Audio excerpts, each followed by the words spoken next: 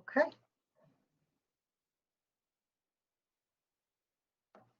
So thanks, folks, for joining us today. We ask for just a little bit of patience as we work through some of our technical difficulties and make sure that we're sharing screens appropriately. So with that, I will pass it to Dave. All set, Dave. Okay, great. Hello, everyone. Welcome and thank you for joining us today at our board meeting on May the 11th. And happy Mother's Day to all of you, belated one day. We're going to get started with our Pledge of Allegiance, and then we'll go through our agenda. So I pledge allegiance to the flag of the United States of America and to the republic for which it stands, one nation, under God, indivisible, with liberty and justice for all. I think we have a tape somewhere of our kids doing that. I think I'm gonna play that next time. One of our classrooms did it and they put the tape online. Next on the agenda, will there be no hearing and privilege of the floor as we are in a remote session today? And so that moves us into the superintendent's comments. So Superintendent Swartz, if you don't mind. Absolutely. Thank you so much. So as folks clearly are aware, we are closed for students and staff for the remainder of this academic year. However, our online instruction will continue. The best updates on what's happening are clearly on our website under our parent homepage, where folks can take a look, and there are lots of different resources, but certainly academic information is there. I just want to make the board aware, the Department of Budget is going in. Our understanding is the Department of Budget will let us know on Friday of this week how much we can expect that the governor may take back in state aid for the coming school year. And they're looking at 3 take-back periods during this school year. I'm hearing 10%. I don't know, because that was, frankly, when people were hopeful that we were going to know something about a federal stimulus. Drew, are you still hearing 10, or are you hearing more? Anywhere from 20% to anywhere from 20 to 5%. So we will wait and see what that number looks like as we move forward. You're also aware that the governor has required that we conduct our school district budget vote and election of candidates via absentee ballots. This is interesting to me because we've averaged around 1,100 voters a year for the past several years, but we are going to be required to send out somewhere in the neighborhood of 6,000, am I correct? Over 10,000 absentee ballots with stamped self-addressed envelopes back to us. It is an interesting proposition, to say the least. We've scheduled the budget hearing for June 1st. Because we have 3 candidates and 3 open board seats, I've suggested to Mr. Hanlon that we can forego the Meet the Candidates night, which would be another technological interesting thing for us to try to do. The budget vote itself is on technically on June 9th. We will begin scanning the absentee ballots that we receive at some point during that day. And then we're not entirely certain that as of 5 o'clock, you scan whatever ballot you have in hand, and anything after that point is not counted. We'll have to see. I'm waiting to make sure we have the clearest possible guidance about that. As the board is aware, I've been serving on a committee that is helping to prepare the plan for re-entry in the fall. If we in fact are still socially distancing and there are PPE requirements, that work will continue. Pepri Gimbosi's, Karen's team is working on a summer enrichment website for students in grades K-5 for the summer, which will not be academic work. It will really be enrichment kinds of activities. So suggestions of things you can do in terms of artwork, virtual field trips, outside activities, those kinds of things. Again, not knowing exactly where we'll be in terms of social distancing. My concern about the website and having those resources, as much as I'd love them, is it's going to be $3.75 a student. And while I might typically say that would be a bargain for 8 weeks of suggestions, given that I don't know where we're going with budget yet in terms of how we would fund that when we didn't plan for it, that of course is a question that we'll have to tackle.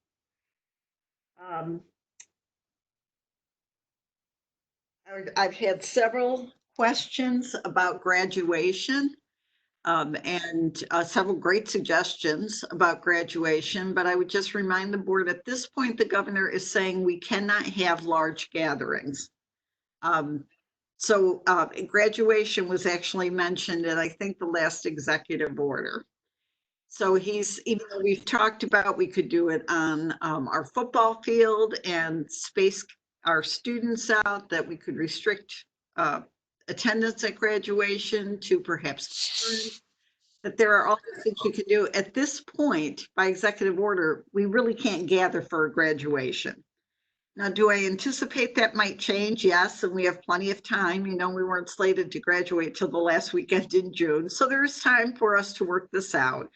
But at this point, we're not being resistant to ideas or resistant to planning, but we can't have, as of today, a mass gathering. So there are many, many questions about how this will all work, but you know, I am committed, as is Peter and the high school team, Karen, the rest of us here, Drew, to honoring our seniors, and we will. And Dave, that'll do it for me unless people have questions. I have a quick question. Sure. We are located in the Capital District. Yes. Our neighbor to the west, Amsterdam, is located in the Mohawk Valley District. And they appear to be opening up after the 15th, much of their stuff. It appears they're meeting the 7 criteria. Is it possible if they were to open for gatherings and we were not open to gatherings, that we could borrow one of their fields and have a socially distanced graduation that way? Is that a possibility? I think anything's a possibility because the rules are getting defined as we move forward. So certainly we would not be opposed to doing that. I have hope that he is going to see the light and allow for graduations to take place, but I'm just trying to think of alternatives. Thank you. I appreciate that, Dave. Us too. Us too. I'd even open up a movie theater if there were land, Yeah. a drive-in theater. Yeah. Yes, there are people talking about the drive-ins. Yes, all kinds of things. And it depends what that what the requirement will be in terms of social distancing. Yeah. Any other questions for Susan? If not, I will move to our first resolution, which is the legal notice of annual district elections. I'll move that the Board of Education approve the legal notice for the election on June 9th as submitted. I'll second. Thank you. I should make folks aware that there's a number of groups that are still lobbying, including parts of the NISBUG group that are still lobbying the governor to change his position on this. I don't think they're gonna have any luck, but there's a number of groups that are lobbying to try to save school districts money. I think Shenandoah just released that they're looking at a 285,000, maybe, if I got my numbers right, cost of doing this. And it said something about that's 2.5 teachers or something for them, or 3 teachers. I forgot the number. I just want to let folks know that. I just remind folks that even here, it's 30 grand for us. Yeah. It's a lot of money. Yes, it is. Okay, any questions, discussion? All in favor? Aye. Aye. Anyone oppose? No. Next is, Karen, could you go down a little bit with that? Next is the appointing of a chairperson for the annual district elections. Dave, you and I are not, Right, you and I aren't available to do this. So it's do it again. either Hal, I'll do it. Or if somebody else, that's fine, I'll do it. if Kim doesn't want it, then as far as I can tell, you got it, Hal.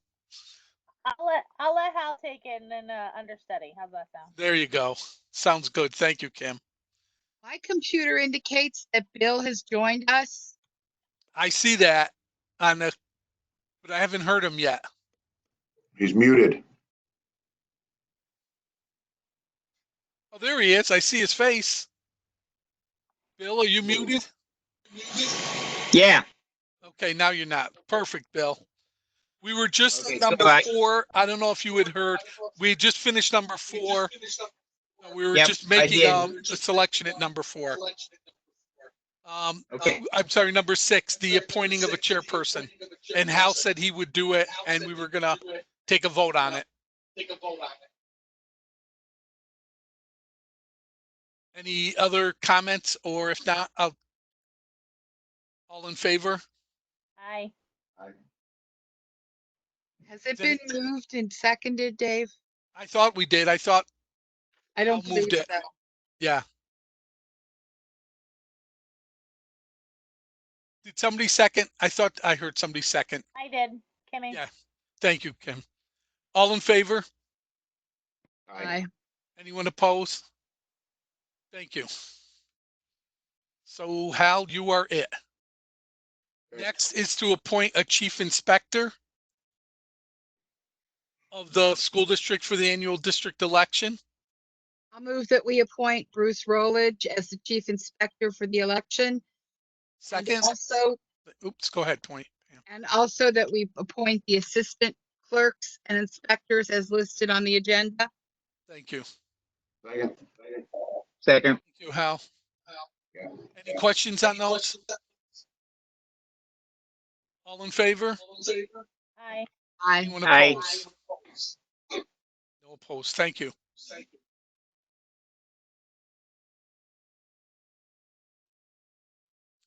Next, we have a number of gifts. 9, 10, and 11. Can I get a motion? Can we move them all together? Yes, we could, Pam. We could, Kim. Yep. I'll motion to move resolution of gifts 10, 11, and 12. Thank you. Second. A second. Thanks, Pam. Any questions on these? All in favor? Aye. Anyone opposed? Thank you. So moved. Next is the approving of the memorandum between the school district and the Secretarial Association. Can I get a motion?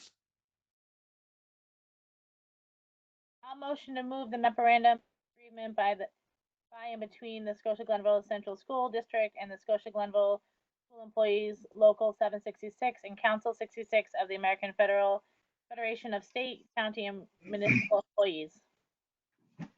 Thank you. I'll second it. All in favor? Aye. Aye. Aye. Oppose?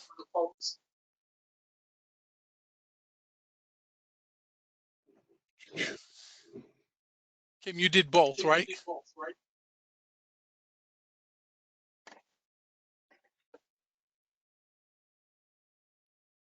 Yeah, she just did 13, 12 minutes ago. I'm trying to mark off my thing as I'm going. So we're on number 14. Yeah, Pam.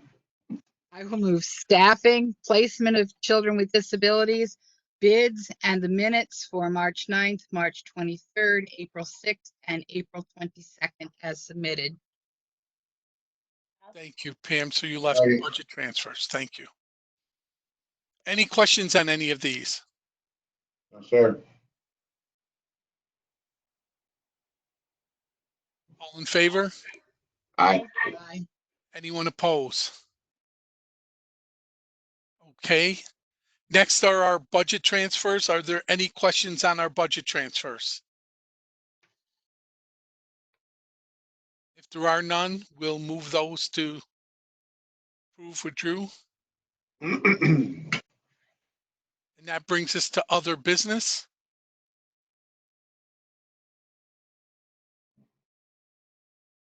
No other business. I guess we're not 100% sure how our next meeting will be, right, Susan? It could be, it's most likely still going to be a remote meeting, but we're not 100% sure. Correct, Dave. Okay.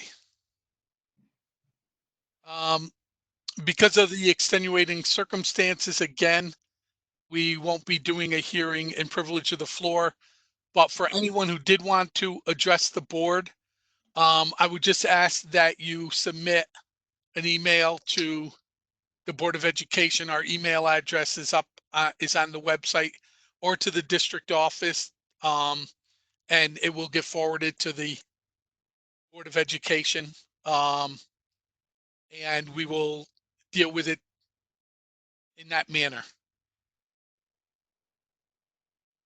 Anyone else on any questions before we take a motion to adjourn? I just want to say, before we do, our condolences go out to David on the loss of his mother. And for those who may not have known, Gary Normington, our former board member, lost his father-in-law. His wife's dad passed away, I think Wednesday, maybe last week. I don't remember the exact day, but we had two pretty deep losses to the board family. So say a prayer or give them a special thought if you would. I know Dave is struggling a little, so extra support to him. With that, I'll take a motion to adjourn. I will motion to adjourn. I will second. Thank you, Pam. Thank you, Kim. All in favor? Aye. Aye. Anyone opposed to adjourning? Everybody stay safe, be well, and we will see you hopefully in a couple of weeks. And if not, we'll see you online in a couple of weeks, if not sooner. Be well, everybody. Likewise. Thanks, guys.